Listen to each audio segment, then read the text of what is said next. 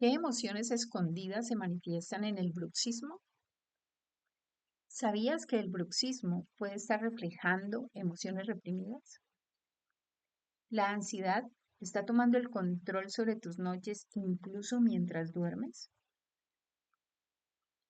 Darte permiso para sentir y liberar esas emociones escondidas te ayudará a soltar la presión en tu mandíbula.